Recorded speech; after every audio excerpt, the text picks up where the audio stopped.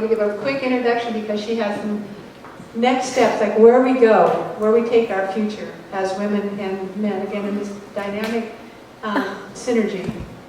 She is what's called a values-centered leader, a strategist, and the director of the B Lab of Colorado, where she's leading a collaborative effort to make the state of Colorado the leader in responsible business practices. Kim is also founder and former CEO and Chief Sustainability Officer of GoLite, the outdoor apparel equipment manufacturer. She's also the past chairman of the board of the Outdoor Industry Association. She earned an AB with honors from Princeton University and a joint MBA and an MPA from Harvard. She serves on the Harvard Business School Alumni Board and the Alliance for Sustainable Colorado Board and the Center for Social Responsibility at the CU Leeds School of Business. She's a woman, she's a multitasker, and meet Kim. Thank you, Elizabeth. And thank you for the vision to convene a powerful group of women like this. And thank you all for having the courage to be here today. Linda and Claudine are both such great inspirations for me. And Linda, I want you to know that I voted for you Friday. And Claudine, I would have voted for you if I were in your state. And thank you for sharing both the message that we can have failures and learn from them, but also that to live a life of purpose. I feel so fortunate that the work that I get to do every day with B-Lab is so much a part of the values that I hold dear, and I feel like I'm really able to take those values and contribute in a meaningful way to the place that we all live in, this amazing state of Colorado. I'm also, as you know, founder of GoLite, and I just want to say that rumors of our demise are greatly exaggerated. We have, I'm sure you're all local Boulder residents. How many of you are Boulder residents? Probably saw the camera article last week. How many saw the camera article last week? Okay. So we have, unfortunately, talking about failures, filed for Chapter 11 bankruptcy protection. We grew our retail base too fast, and we are in the process of raising a round of capital that will hopefully take us out of that and into a very healthful, strong place. So if you love GoLite gear, please buy more GoLite gear. Our stores are still in existence and will be. Thank you. So I'm going to tell you, since I have 5 minutes and I don't want to be yanked off the stage, that I'm going to tell you the punchlines to the little life story that I'm going to give. Because I think all of us have experiences in life that can translate to other people and what you're going through. So I'm going to tell you the punchlines, and then hopefully rewind a bit and tell you some of my own life journey. One of them is know yourself and know what your history has contributed to your decision making. If you have experiences, both positive and usually negative, that inform your decision making. So if you're writing down punchlines, these are the punchlines. Just be conscious of those biases when you're making big, especially big career decisions. And make your career decisions with love, not out of fear. And listen to your intuitions and the signs that you get from the universe. And stay centered and strive for balance. I looked at the wonderful list that Alexia has of the 10 traits, and balance is so important in the midst of that. Build your networks in your community. I used to be very, especially at business school, when we had networking shoved down our throats, that was really important. You had to do that. I thought it was kind of crass the way they talked about it, but when you think about wanting to be in a community of like-minded people, that's what networking is all about. Spend time in nature.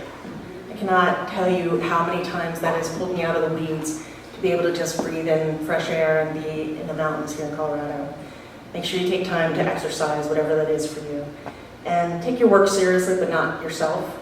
I have run the risk often of being a little too serious. You'll see if you've ever seen my TED Talk, you know I'm very serious.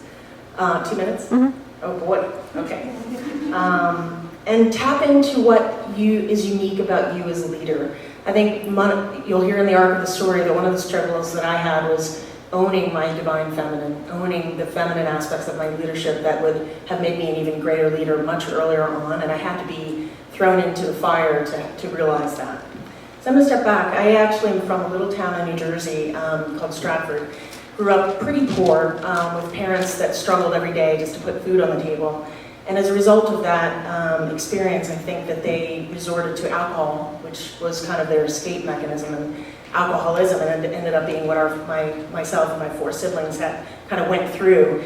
And a lot of kids deal with alcoholism in different ways, and my mom died when I was very young, so I had all these like aspects to my life that said, I have something to prove.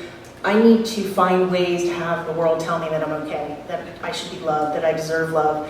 And so my reaction to that, as is the reaction of a lot of kids of alcoholism, is to just be perfect, to be as good as you can be, and to hopefully have people recognize you as that. So that was what came out of that. You know, in retrospect, I'm so happy about all the experiences and choices I've made in life, but some of them were out of fear, fear of not being loved. And that whole going to Ivy League schools and going to Wall Street and working in consulting firms and always doing what I thought other people wanted me to do was a result of that kind of early on experience.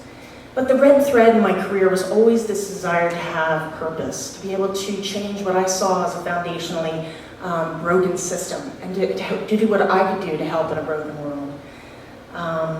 And so I wandered back and forth between the nonprofit world and the for-profit world. And the great thing about growing up for millennials now is that there's this great recognition that companies don't have to be, you know, rape the planet while they're making profit. They can actually have values embedded in how they do business every day. You can choose to work for a for-profit company that is values-based. And if you don't know about the B Corporation movement, go to bcorporation.net. There's over 1,100 amazing companies, including Best Organics here in the room, that are really doing business in a better way, and they're redefining what it means to be successful in business.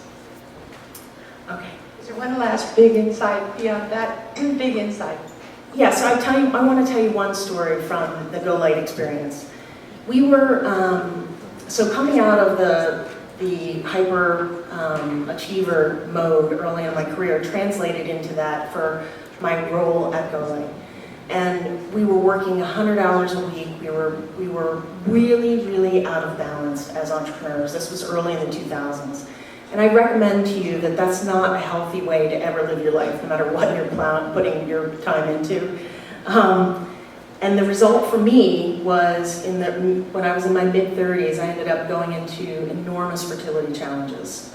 We were at the time riding a pretty big wave of success for Go Light, but I was personally very out of balance. I had 5 miscarriages, 3 failed in vitro fertilization rounds, spent a fortune in Western and Eastern medical treatments, and the big lesson for me coming out of that was that I was living and working and doing my career all the time in the mail.